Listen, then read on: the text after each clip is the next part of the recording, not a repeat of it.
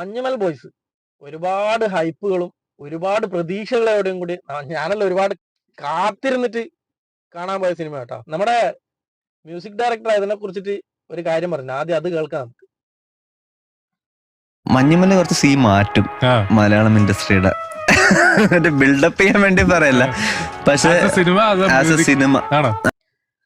ആദ്യം പുള്ളിക്കാരനോട് പറയാനുള്ളത് എന്താന്ന് വെച്ച് കഴിഞ്ഞാല്, ഈയിടെയായിട്ട് ഒരുപാട് ആളുകൾ നിങ്ങളെ ആരാധിക്കുകയും ഇഷ്ടപ്പെടുകയും ഒക്കെ ചെയ്യുന്നുണ്ട്.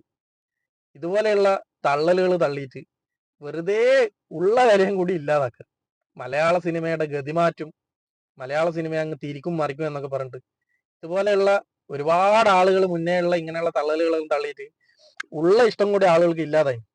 നിങ്ങളെ ഒരുപാട് ആളുകൾക്ക് ഭയങ്കര ഇഷ്ടമാണ്, വെറുതെ ആ വില കളയണ്ട. അപ്പൊ പറഞ്ഞു വന്നത്, ഈ പുള്ളിക്കാരൻ പറഞ്ഞതുപോലെ മലയാള സിനിമേന്റെ ഗതിയൊന്നും ഇത് മാറ്റാൻ പോകുന്നില്ല, അത് വേറെ വിഷയം. പക്ഷെ പടം മൊത്തത്തിൽ കണ്ടിരിക്കാൻ നല്ല പടം. ഭയങ്കര മോശപ്പെട്ട സിനിമയോ അല്ലെങ്കിൽ ഭയങ്കര പറക്കുന്ന സിനിമയോ അങ്ങനെയൊന്നുമല്ല. ഏവറേജ് കണ്ടിരിക്കാം, അത്രേ ഉള്ളൂ. ഫസ്റ്റ് ഹാഫ് വരെ കുറച്ച് ലാഗും നമ്മളിങ്ങനെ വിചാരിക്കും എന്താടാ സിനിമക്ക് നടന്നുകൊണ്ടിരിക്കുന്നത് എന്നൊക്കെ വിചാരിക്കും, എന്താ സംഭവം ഒന്നും തിരിയുന്നില്ലാലോ എന്നുള്ള രീതിയിലുള്ള ഒരു ഇതൊക്കെ ഉണ്ടാവും. പക്ഷെ ഫസ്റ്റുള്ള കുറെ കാര്യങ്ങളും അത് ലാസ്റ്റ് എത്തുമ്പോഴത്തേക്കും എല്ലാം കണക്റ്റ് ആകുന്ന രീതിയും ഒക്കെ ആയിട്ട് ഭയങ്കര സംഭവമാക്കിയും അങ്ങനെയുള്ള കണക്റ്റിങ്ങും കാര്യങ്ങളൊക്കെ ആയിട്ട് നല്ല രസമായിട്ട് ചെയ്തിട്ടുണ്ട്. പിന്നെ കുട്ടിക്കാലത്ത് കുറെ കൂട്ടുകാരൊക്കെ ആയിട്ട് ആത്മാർത്ഥതയുള്ള കൂട്ടുകാരുണ്ടാവില്ല, ആത്മാർത്ഥതയുള്ള. ഇപ്പൊ ഞാനൊക്കെ എന്ന് പറഞ്ഞു കഴിഞ്ഞാൽ ചെറുപ്പത്തിൽ ആത്മാർത്ഥതയുള്ള കുറെ കൂട്ടുകാരപ്പരോ നമ്മൾ അങ്ങോട്ടും ഇങ്ങോട്ടും ഒക്കെ അങ്ങനെ വളർന്നു വന്നതാണ്. അപ്പോൾ എനിക്ക് ഈ സിനിമ കണ്ടപ്പോ വല്ലാതെ മിസ് ചെയ്തു സത്യം പറഞ്ഞു കഴിഞ്ഞാൽ. ആ ഒരു കുട്ടിക്കാലവും ഞാൻ ആ വളർന്നു വന്ന ആ കാലഘട്ടമൊക്കെ എനിക്ക് വല്ലാണ്ട് മിസ് ചെയ്തു. കാരണം നമ്മളെ ഇതിൽ പറയുന്നത് പോലെ തന്നെ നമ്മളും ഭയങ്കര ഫ്രണ്ട്ഷിപ്പായിരുന്നു. എന്തിനും ഏതിനും എങ്ങനെയാണെങ്കിലും ഞാനും എൻ്റെ കൂടെ അവരും ഉണ്ടാവും, അവരുടെ കൂടെ ഞാനും ഉണ്ടാവും എന്നുള്ള രീതിയിലുള്ള ഒരു ഫ്രണ്ട്ഷിപ്പാണ്. അതുകൊണ്ട് എനിക്ക് ഈ സിനിമ കണ്ടപ്പോൾ എൻ്റെ ആ ഒരു ചെറുപ്പകാലം വല്ലാതെ എനിക്ക് മിസ് ചെയ്തു. പിന്നെ കഥയിലേക്ക് വന്നു കഴിഞ്ഞാൽ കുറച്ച് കൂട്ടുകാർ കൂടിയിട്ട് കൊടൈക്കനാലിലേക്ക് ടൂർ പോകുന്നതും, പിന്നെ ഇതില് നമുക്ക് സ്പോയിലർ എന്ന് പറയാൻ വേണ്ടിയിട്ടുള്ളതായിട്ടുള്ള ഒരു സംഭവം ഒന്നും ഇല്ല കേട്ടാ.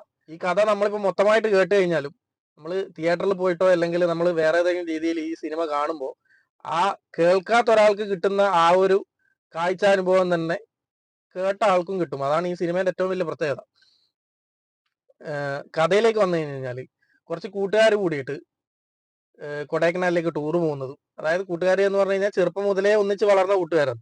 അവർ കൂടിയിട്ട് കൊടൈക്കനാലിലേക്ക് ട്രിപ്പ് പോകുന്നതും, കൊടൈക്കനാലിലുള്ള ഒരു കേവിൽ അതിലുള്ള ഒരു സുഹൃത്ത് അബദ്ധവശാൽ വീഴുന്നതും, അതിൽ നിന്ന് ഇവരെ രക്ഷപ്പെടുത്തിയിട്ട് കൊണ്ടുവരുന്നതാണ്. ഈ കുടുങ്ങുന്ന കേവ് അതിനു മുന്നേ ഒരു കേന്ദ്രമന്ത്രിയുടെ മകൻ വീണിട്ട് പോലും രക്ഷപ്പെടുത്താൻ പറ്റാത്ത ഒരു കേവിന്റെ ഉള്ളിൽ വീഴുന്നതും, അതിൻ്റെ ഉള്ളിൽ നിന്ന് ഇവരെ രക്ഷപ്പെടുത്തിയിട്ട് വരുന്നതുമാണ് കഥ. അല്ലാതെ വല്ലാത്ത രീതിയിൽ നമുക്ക് സസ്പെൻസ് ആയിട്ടുള്ളതോ അല്ലെങ്കിൽ ഹൈഡ് ആയിട്ടുള്ളതോ ആയിട്ടുള്ള കാര്യങ്ങളൊന്നുമില്ല. എന്ത് പറഞ്ഞു കഴിഞ്ഞാലും പടം കണ്ടിരിക്കാൻ നല്ല രസമാണ്. പിന്നെ മ്യൂസിക് ഡയറക്ടർ പറഞ്ഞതുപോലെ മലയാള സിനിമയുടെ ഗതിയൊന്നും എന്തായാലും മാറ്റാൻ പോകുന്നില്ല. നമ്മുടെ സൗബിൻ ഷാഹിർ പുള്ളിയെ പിന്നെ പ്രത്യേകം എടുത്തു പറയേണ്ട ആവശ്യമില്ല. നമ്മൾ ഒരുവിധം മുന്നേയുള്ള എല്ലാ സിനിമകളിലും പുള്ളിയുടെ പെർഫോമൻസ് എന്ന് പറഞ്ഞു കഴിഞ്ഞാൽ അപാര പെർഫോമൻസ് തന്നെയാണ്. ഏത് ക്യാരക്ടറാണ് കൊടുക്കുന്ന ആ ക്യാരക്ടർ അതിൻ്റെതായിട്ടുള്ള രീതിയിൽ പെർഫോമൻസ് ചെയ്തിട്ട് മുന്നേ ഒരുപാട് സിനിമകളിൽ പുള്ളിക്കാരൻ കഴിവ് തെളിയിച്ചതാണ്. പിന്നെ ഉണ്ടായ ശ്രീനാഥ് ബാസിയും ആ കൊടുത്ത ക്യാരക്ടർ പുള്ളി എന്താണോ ചെയ്യേണ്ടത് അത് കറക്റ്റ് കൊടുത്തിട്ടുണ്ട് ആ ക്യാരക്ടറിന്. ശ്രീനാഥ് ബാസിയുടെ എനിക്ക് അതിൽ ഏറ്റവും ഇഷ്ടപ്പെട്ട ഒരു രംഗം എന്താണെന്ന് പറഞ്ഞു കഴിഞ്ഞാൽ, ഫസ്റ്റ് സിനിമ കാണിക്കുന്നേരം തന്നെ ഒരു കല്യാണ വീട് കാണിച്ച് ഇവർ ആടുന്ന് ഫുള്ള് അലമ്പായിട്ട്, പിന്നെ അതായത് ഫുള്ള് വാട്ടീസെല്ലാം അടിച്ച് ഫുള്ള് അലമ്പായിട്ട് കിടന്നുറങ്ങാൻ പോയി പിറ്റേന്ന് രാവിലെ എണീറ്റ് വരുന്ന ഒരു സീനുണ്ട്. അതിൽ ശരിക്കും ഒരു വെള്ളം അടിക്കുന്ന ഒരാൾ പിറ്റേന്ന് രാവിലെ എണീറ്റ് വന്നു കഴിഞ്ഞാൽ എങ്ങനെ ഉണ്ടാകുക? സെയിം കണ്ണൊക്കെ ചോന്ന് കണ്ണിന്റെ ഇവിടെയൊക്കെ ഒരു എന്താ പറയാ, നമുക്ക് ഫുള്ളായിട്ട് ഉറക്ക് കിട്ടാത്ത ഒരു സിറ്റുവേഷനിൽ ഉണ്ടാകുന്ന ആ ഒരു ഇതില്ലേ, അത് കിഡിലാക്കിന് ആ ഒരു സീനാണ് എനിക്ക് ഏറ്റവും കൂടുതൽ ആ ശ്രീനാഥ് വാസിയുടെ ഇഷ്ടപ്പെട്ടത്. പിന്നെ വേറെ 2-3 സീനുണ്ട്, അത് ഞാൻ പറയുന്നില്ല, അത് നിങ്ങൾ കണ്ടിട്ട് തന്നെ മനസ്സിലാക്ക്. ലാസ്റ്റോട്ടുള്ള 2-3 സീനിലൊക്കെ ശ്രീനാഥ് വാസി കലക്കിയിട്ടുണ്ട്. പിന്നെ ബാലു വർഗീസ് ഒക്കെ നോർമലി അതിന് മുന്നേ ഉണ്ടായ സിനിമകളിലൊക്കെ കാണിക്കുന്നത് പോലെ തന്നെ. പിന്നെ ഗണപതി ഉണ്ട്, പിന്നെ ലാലിന്റെ മകനുണ്ട്, അങ്ങനെ കുറച്ചധികം ആളുകളുണ്ട്. അവരൊക്കെ നോർമലി ഉള്ള ആളുകളുണ്ട്. ഒരു കൂട്ടം ആളുകളിൽ കാണുന്ന അങ്ങനെ പ്രത്യേകിച്ച് എടുത്തു പറയാൻ മാത്രമുള്ള സംഗതിയൊന്നും അതിൽ കാണിക്കുന്നില്ല. പിന്നെ എടുത്തു പറയാനുള്ള ഒരാളാണ് നമ്മൾ സലീം കുമാറിന്റെ മോൻ. സത്യം പറഞ്ഞു കഴിഞ്ഞാൽ സലീം കുമാറിന്റെ മോനെ കുറിച്ചിട്ട് എന്താണ് സംഭവം അതിലാക്കി വെച്ചത് ഇവര്? സലീം കുമാറിന്റെ മോന് ശരിക്കും അങ്ങനെ ഒരു പിന്നെ റോളിന്റെ ആവശ്യം ഉണ്ടായിരുന്നോ എന്ന് പോലും എനിക്ക് തോന്നിയിട്ടുണ്ട്.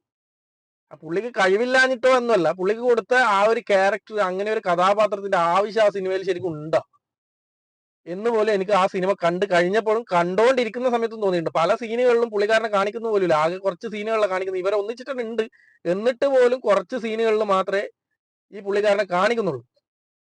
അതുപോലെ എനിക്ക് തോന്നിപ്പോയിട്ടുണ്ട്. അങ്ങനെ ഒരു സീനിന്റെ ആവശ്യമുണ്ട്, അങ്ങനെ ഒരു ക്യാരക്ടർ ശരിക്ക് ആവശ്യം ആ സിനിമയിൽ ഉണ്ടോ എന്ന് പോലും തോന്നിപ്പോയിട്ടുണ്ട് സലീം കുമാറിന്റെ മോനെ കുറിച്ച്. ശരിക്കും സലീം കുമാറിന്റെ മോനെയൊക്കെ ഇതിലുണ്ട് എന്ന് പറഞ്ഞപ്പോ നല്ലൊരു റോളായിരിക്കും പുള്ളിക്കാരൻ ഉണ്ടാവുക എന്നൊക്കെ ഞാൻ ശരിക്കും സത്യം പറഞ്ഞു കഴിഞ്ഞാൽ കാണുന്നതിന് മുന്നേ വിചാരിച്ചില്ല കേട്ടോ. അങ്ങനെ കൊടുക്കണമായിരുന്നു, കുറച്ച് നല്ല റോളൊക്കെ കൊടുക്കണമായിരുന്നു. നല്ല ക്യാരക്ടർ കിട്ടിക്കഴിഞ്ഞാലല്ലേ അഭിനയിക്കാൻ പറ്റുമോ ഇല്ലേ എന്നുള്ള കാര്യം നമുക്ക് പറയാൻ പറ്റും. ഇതിൽ ഇങ്ങനെ ഒരു ക്യാരക്ടറിന് ശരിക്കും ഒരു ആവശ്യം ഉണ്ടായിട്ടില്ല എന്നാണ് എനിക്ക് തോന്നിയത്. സലീം കുമാറിന്റെ മോന്റെ ആവശ്യം ഉണ്ടായിട്ടില്ല സത്യം പറഞ്ഞു കഴിഞ്ഞാൽ. പിന്നെ നല്ല എന്താ പറയാ, ഭയങ്കര ഇമോഷണൽ ആയിട്ടുള്ള സിനിമയാണ്. കോമഡി ഉണ്ട്. ലാസ്റ്റോട്ട് എത്തി കഴിഞ്ഞാൽ ഇപ്പൊ എനിക്ക് സത്യം പറഞ്ഞു കഴിഞ്ഞാൽ കണ്ണിന്ന് വെള്ളം വന്നില്ല. എന്തുകൊണ്ടാന്ന് വെച്ച് കഴിഞ്ഞാൽ എനിക്ക് എന്റെ ആ ഒരു ചെറുപ്പകാലത്ത് ഉണ്ടായിരുന്ന ഒരുപാട് സംഭവങ്ങൾ മിസ് ചെയ്തു, ഒരുപാട് കാര്യങ്ങൾ ഓർമ്മ വന്നു. അതുകൊണ്ട് എനിക്ക് ഭയങ്കരമായിട്ട് കണക്ട് ആയിരുന്നു. അതായത് ചെറുപ്പകാലത്ത് കുട്ടികൾ കുറെ ഫ്രണ്ട്സുമായിട്ടൊക്കെ നടക്കുന്ന ആളുകൾ ഇന്ന് പോയിട്ട് കാണുന്നതാണെങ്കിൽ അവർക്കും ഇത് നല്ലോണം ഇഷ്ടപ്പെടും. ഇപ്പോ ഒരുപാട് ഫ്രണ്ട്സൊക്കെ ആയിട്ടുള്ള ആളുകൾക്കും ഈ സിനിമ നല്ല രീതിയിൽ ഇഷ്ടപ്പെടും. അവർക്ക് ഒരു രീതിയിലുള്ള ബോറടിയോ കാര്യങ്ങൾ അങ്ങനെയൊന്നും ഉണ്ടാവില്ല. കാരണം അവരിപ്പോ ജീവിച്ചു വരുന്നതും മറ്റേ ആളുകളെ സംബന്ധിച്ചിടത്തോളം അവർ കഴിഞ്ഞു പോയ കാലഘട്ടമാണ്. അതുകൊണ്ട് അവർക്കെല്ലാം കൃത്യമായിട്ട് കണക്ട് ആവും ഈ ഒരു മൂവി. അല്ലാത്ത രീതിയിലുള്ള ആൾക്ക് കണക്ട് ആവുക എന്ന് വെച്ച് കഴിഞ്ഞാൽ അവർ ജസ്റ്റ് കണ്ടിരിക്കാം എന്നുള്ള രീതിയിൽ മാത്രമേ ഈ സിനിമയെ കുറിച്ചിട്ട് പറയുള്ളൂ.